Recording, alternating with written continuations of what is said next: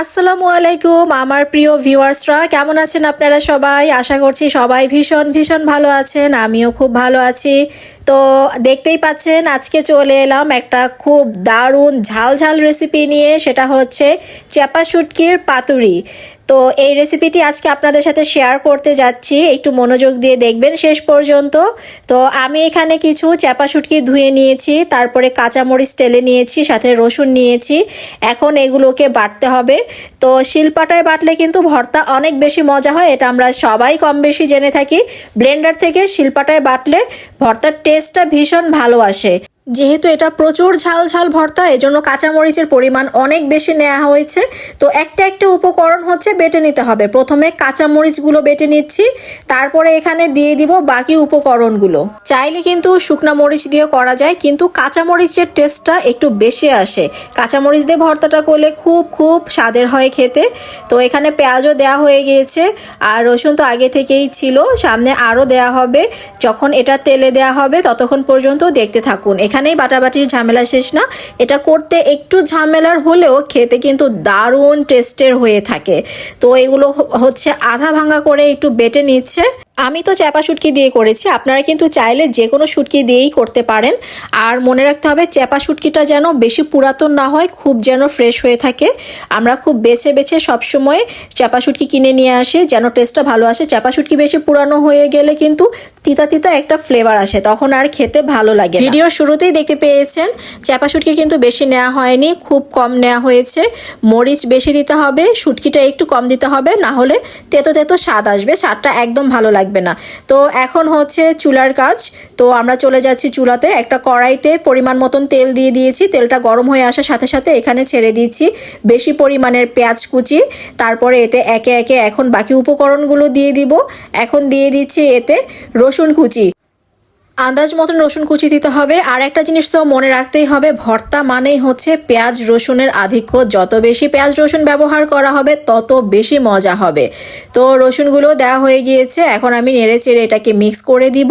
তারপরে এতে দিয়ে দিব আমি পরিমাণ মতন হলুদের গুঁড়া, ধনিয়ার গুঁড়া আর মরিচের গুঁড়া, আর দিয়ে দিচ্ছি স্বাদ মতনের লবণ। মরিচের গুঁড়াটা খুবই সামান্য পরিমাণের ব্যবহার করা হয়েছে, এখানে ধনিয়ার গুঁড়া আর হলুদটা একটু বেশি দেওয়া হয়েছে, যেহেতু প্রচুর পরিমাণের কাঁচামরিচ আগেই ব্যবহার করা হয়েছে, বেটে নিয়েছি দেখতেই পেয়েছেন।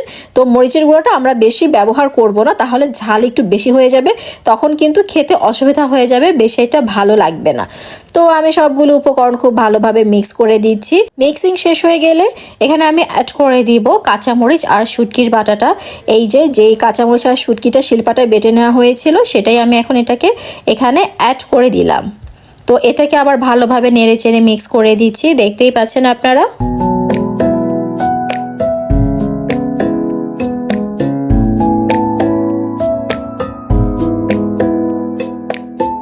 চুলার আঁচটা এ পর্যায়ে থাকবে একদম লো ফ্লেমে, তাহলে কিন্তু পুড়ে যাবে। তো এটাকে খুব ভালোভাবে নাড়াচাড়া করতে হবে, সারাক্ষণ এটাকে নাড়তে হবে, না হলে কিন্তু নিচ দিয়ে পুড়ে যাবে অথবা লেগে যাবে। তারপর হচ্ছে যখন কালারটা খুব গাঢ় হয়ে যাবে, অলমোস্ট একটা কালো কালো রং ধারণ করবে, তখনই বুঝতে হবে যে এটা হয়ে এসেছে। তো আমি এখানে আগে থেকেই কিছু লাউ পাতা ধুয়ে রেখেছিলাম, আপনারা চাইলে যে কোনো পাতা এটা করতে পারেন, কাকরোল পাতা অথবা মিষ্টি কুমড়া পাতা, জালি কুমড়া পাতা। তো আমি এবার করেছিলাম লাউ পাতায়। তো একটা লাউ পাতা ধুয়ে তারপর এটার বোটাটা ফেলে ভালোভাবে ভাজ করছি। আপনারা একটু ভিডিওতে দেখে নিন, সব কিছু তো আর বলে বোঝানো সম্ভব না, কিছু কিছু জিনিস দেখেও শিখতে হয়। তো এটাকে খুব ভালোভাবে মুড়িয়ে দিলাম পাতায়। আর আপনাদের সুবিধার্থে আমি আরেকটা করে দেখাচ্ছি।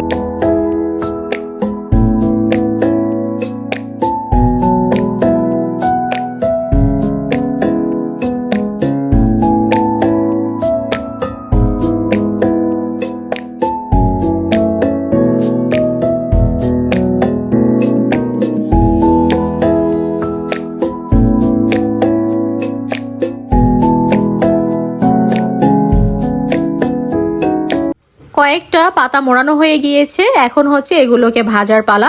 তো আমি একটা ফ্রাইং প্যান নিয়েছি আর সেখানে দিয়ে দিলাম পরিমাণ মতন তেল। এটা তো যেহেতু ডুবো তেলে ভাজবো না, অল্প তেলে ভাজতে হবে যেন নিচের পাশটা শুধুমাত্র ভাজা হয়, একটু ডুবে থাকে। তো ওরকমভাবে তেল দিতে হবে। তো আমি একে একে সবগুলো লাউ পাতা দিয়ে দিলাম আর এপিট ওপিট করে খুব ভালোভাবে ভেজে নিতে হবে। আর এটা কিন্তু চুলার সামনে সারাক্ষণ দাঁড়িয়ে থাকতে হবে, না হলে পাতাটা পুড়ে যাবে, যেহেতু পাতার জিনিস খুব দ্রুত পুড়ে যায়। তো আমি ভালোভাবে যখন এক পাশ হয়ে আসছে তখন আমি একটু উল্টে দিচ্ছি, যতক্ষণ পর্যন্ত না পাতার রংটা পরিবর্তন হয়ে আসছে, পাতার রংটা সবুজ থেকে কালো হয়ে আসছে, ততক্ষণ পর্যন্ত এটাকে ভাজতে হবে। তো এই তো তৈরি হয়ে গেল লাউ পাতায় মোড়ানো চাপা শুটকির পাতুরি। দেখতেই পাচ্ছেন, দেখতে কি পরিমাণের লোভনীয় লাগছে আর খেতে যা হয়েছে ভিডিওতে বলে বোঝানো সম্ভব না। আপনারা এই রেসিপিটি ফলো করে যখন বাড়িতে বানিয়ে খাবেন তখনই এর স্বাদটা বুঝতে পারবেন আর আমার কথা বিশ্বাস করবেন। তো আমি আপনাদেরকে একটু ভেঙে দেখাচ্ছি, দেখুন কি দারুণ লোভনীয় লাগছে পুরো ব্যাপারটা।